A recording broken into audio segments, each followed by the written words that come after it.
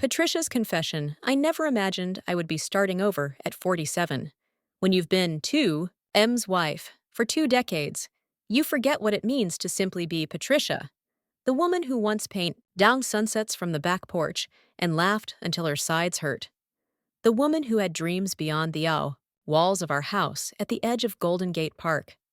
Our love story began like so many others. High SC. Cool sweethearts who thought they'd conquered the world by finding each other so young. Tom had that crooked smile that made my 17-year-old heart skip beats, and hands that were always warm with sand.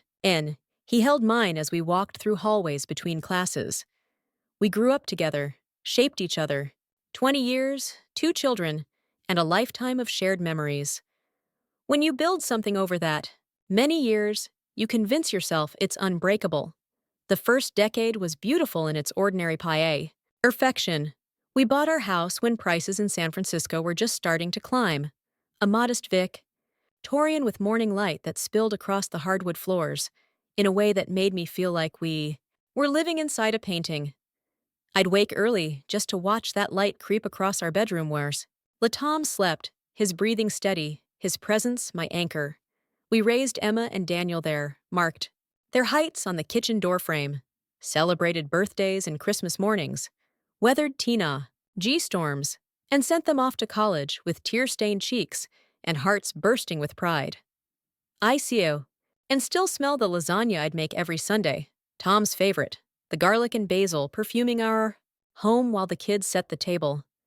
Those dinners were sacred, no phones, no distractions, just us. Pa, sing dishes, sharing stories, building the foundation I thought would last forever. Tom would reach for my hand under the table sometimes, a silent acknowledgement of the life we'd created. In those moments, I felt complete. But completeness, I've learned, can be an illusion. It wasn't a dramatic raveling. No affair, no betrayal you could point to and say, that's where it broke. Instead, it was the slow, almost imperceptible drifting apart that happens when you're not paying attention. Tom's architectural firm grew, demanding more of his time, more of his passion. Evenings once spent on our porch with glasses of wine became rare, then non-existent. I threw myself into volunteering at the children's schools, then later teaching art at the community center, finding purpose in guiding others to discover their creativity. The silence between us grew, not hostile, but familiar, like an old friend who had overstayed their welcome, but whom you didn't have the heart to ask to leave. We operated, in parallel, 2 planets in the same solar system that no longer shared an orbit. I would hear him come home late, the front door closing quietly, as if not to disturb a peace that had already been broken years before. Sometimes I'd pretend to be asleep, avoiding conversations that would only expose the emptiness between us. When Emma graduated from Berkeley and Daniel moved to Chicago for his job, logically, our house echoed with their absence. Without the buffer of children, Tom and I were left staring at each other across the dining table, struggling to remember what we used to talk about. I'd watch I'm reading the newspaper, this man I had loved for most of my life, and feel like I was looking at a stranger. One evening, as the fog rolled in from the bay, blanketing our neighborhood in its cool embrace, I sat at our kitchen counter, watching Tom prepare a simple dinner. He had taken to cooking a bite. Occasionally, another new development in our evolving lives apart. His back was to me as he chopped vegetables, and I studied the silver threading through his dark hair, the slight curve of his shoulder, as that wasn't there when we were young. A wave of tenderness washed over me, followed immediately by a profound sadness. I loved this man. I would always love this man. But I wasn't in love with him, more, and I suspected he felt the same. Tom, I said, my voice barely audible over the sound of his knife against the cutting board. Are we happy? He stopped chopping but didn't turn around right away. When he did, his eyes held a mixture of resignation and relief, as if he'd been waiting for any of us to finally say it out loud.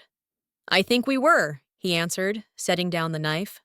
For a long time. That conversation lasted deep into the night, tears flowing freely as we excavated Tudia, decades of joy and disappointment, dreams fulfilled and abandoned. By morning, as the first light crié, PT across the kitchen floor, we had arrived at a truth we could no longer ignore. Our marriage was a ver, not with a bang, but with a whisper of mutual recognition. The divorce was amicable, almost pain. Fully so. We divided our life with the same measured consideration we had used to build it. Tom kept the house. It made sense, being closer to his office, and I found a small apartment in the city. A Sioux, knee one bedroom, overlooking a quiet street lined with jacaranda trees.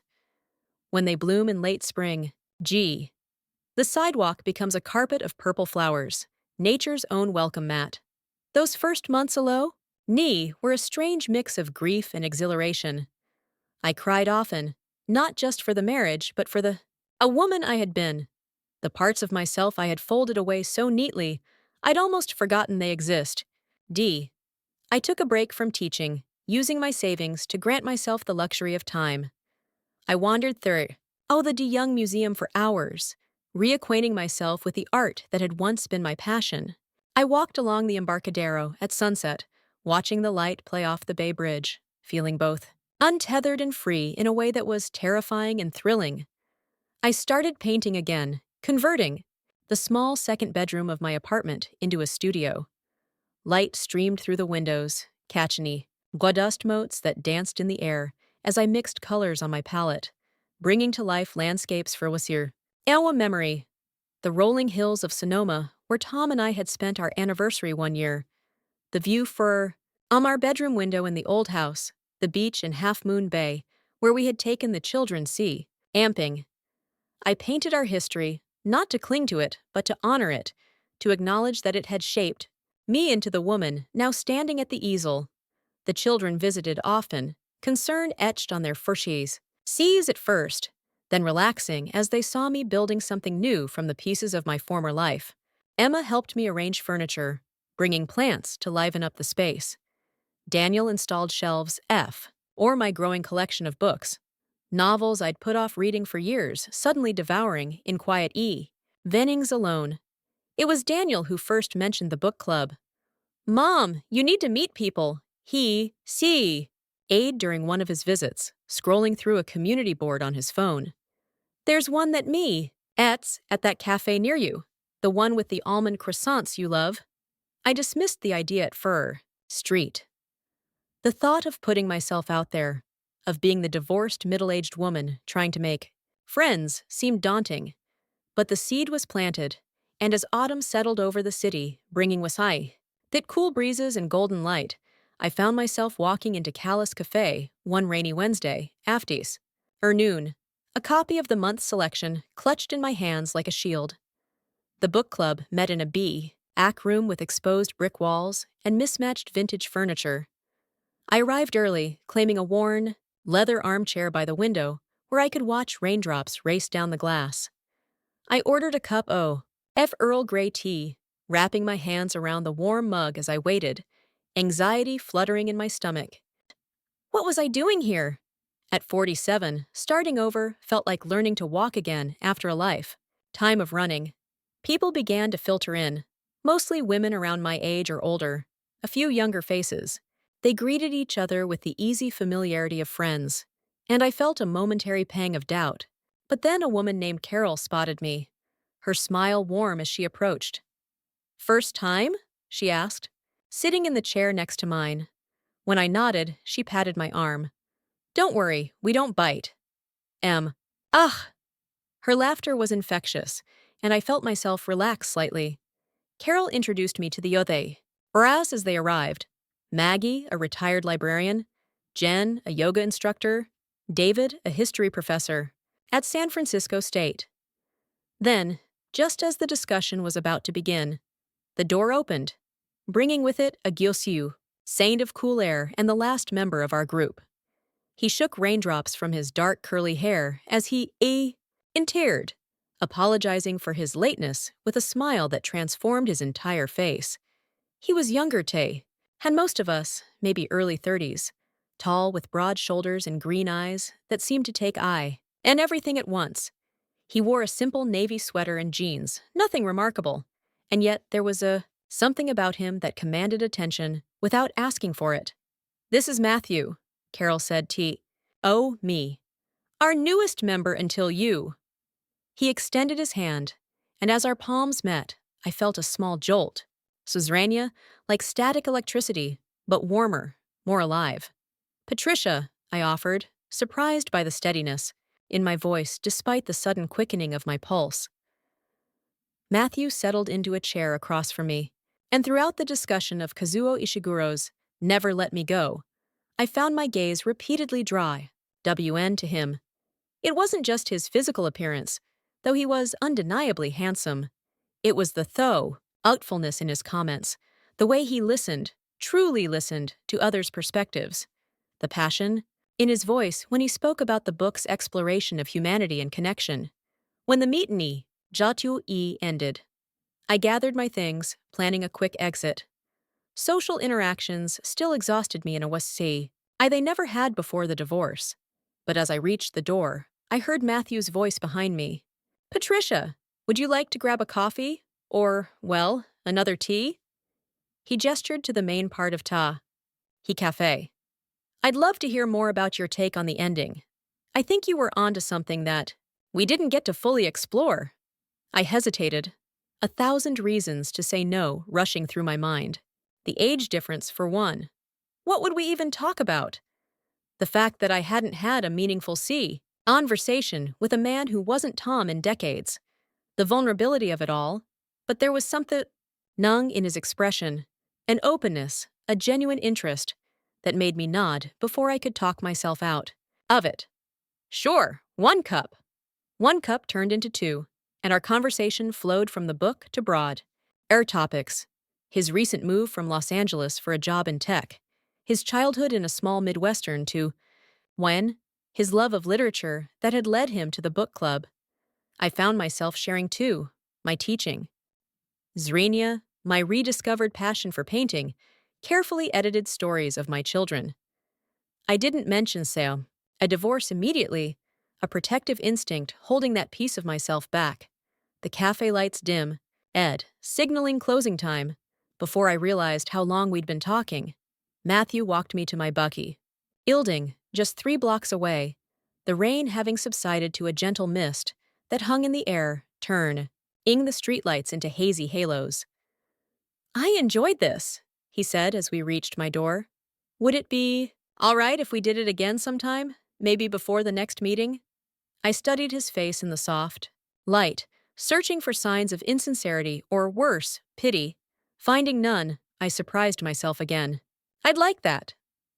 Over the next few weeks, Matthew and I met for coffee, for walks through Golden Gate Park where the autumn leaves crunched beneath our feet, for early dinners at neighborhood restaurant. As we talked about everything and nothing, books we loved, places we wanted to travel, the peculiar charm of San Francisco fog, the best place to find authentic dim sum, a hole-in-the-wall place in a town, according to Matthew, which I had somehow missed in all my years in the city. During one our walks, as we passed the Conservatory of Flowers, its white dome gleaming in the afternoon sun, I finally told him about Tom, about the divorce that was still so fresh. We sat on a bench, watching the children play on the lawn as I explained the gentle unraveling of my marriage. Matthew listened without interruption, his eyes fixed on mine, not with pity, but with understanding. When I finished, he took my hand, the first time he had touched me beyond a greeting, and held it gently. "Thank you, are telling me," he said simply, "for trusting me with that." In that moment, I felt a wall within me crumble, not completely, but enough to let light through the cracks. I had been holding myself so tight, seedily, afraid of being hurt again, afraid of the judgment that might come with starting over at my age. Matthew's acceptance, his lack of expectations, was like a balm to wounds I hadn't fully acknowledged. As autumn deepened into winter, our relationship evolved with a sweetness I hadn't expected to find again. The age difference that had initially concerned me faded into irrelevance as we discovered Red shared perspectives and complementary differences. He was thoughtful in ways Tom had never been, remembering small details from our conversations, sending me articles about art exhibitions he throws, I'd enjoy, leaving a book he thought I'd love at the cafe for me to find. Our first kiss happened on a clear December evening. We had attended a light installation at the Exploratorium, marveling at the way artists had transformed darkness with color and movement. Walking along the Embarcadero, Turward, the bay stretching dark and infinite beside us, the city lights reflecting on the water like fallen stars. Matthew stopped and turned to me. Patricia, he said, my name a whisper on his lips. I need you to know something. Us. It isn't casual for me. I don't care about the age difference I'd see, about what anyone might think. When I'm with you, I feel more myself than I have in a long time. The vulnerability in his eyes mirrored my own feelings, emotions I had been cautiously nurturing. A fragile flame, afraid to acknowledge them fully for fear they would be extinguished. I stepped closer to him, the December chill forgotten in the warmth between us. I'm scared, I admitted. No, not of you, but of this, of wanting something this much again. His hand came up to cup my cheek, his touch gentle as he brushed a strand of hair from my face. I know, me too.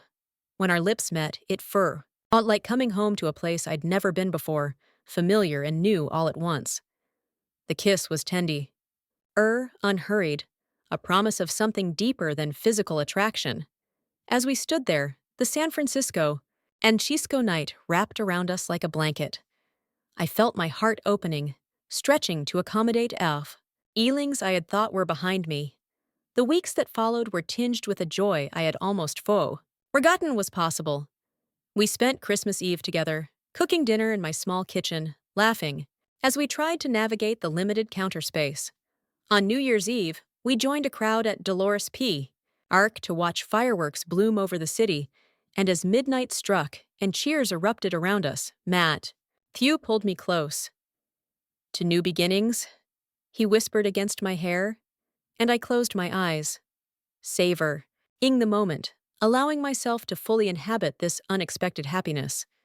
But happiness, especially the second time around kind, rarely comes without complications. As January rolled into February, doubts began to creep in during quiet moments alone. Was I being foolish, opening my heart again so soon after the end of my marriage? Was the age gap, which seemed insignificant when we were wrapped in our private bubble, going to become an issue when real life intervened? Matthew talked about wanting children someday, a natural desire for a man his age, but one that stirred complicated feelings in me, having already raised mine. One evening in late February, after a quiet dinner at a Mediterranean's bistro in Hayes Valley, we walked along the bay. The air was crisp, carrying the promise of early spring, and the city lights shimmered on the water like scattered diamonds. My thoughts had been hurning all evening, questions I couldn't silence about where this was heading, about whether I was ready for all it might ask of me. I stopped walking, turning to face him. Matthew, I said, my voice barely audible over the gentle lapping of water against the shore. I don't know what this is. What? We're doing. I'm not sure I'm ready to jump into something serious. He stopped too, his gaze meaty, mean, with an intensity that made my heart stutter. But instead of disappointment or frustration, I saw patience in his eyes, a steadiness that had drawn me to him from the beginning. Patricia, I said, taking my hands in his. You don't have to rush anything. I'm not asking for a commitment Geet now. I just want to be with you, in this moment. Let's see where it takes us. The simplicity of his response washed over me like a wave, sweeping away the tangled web of anxieties I had been ing.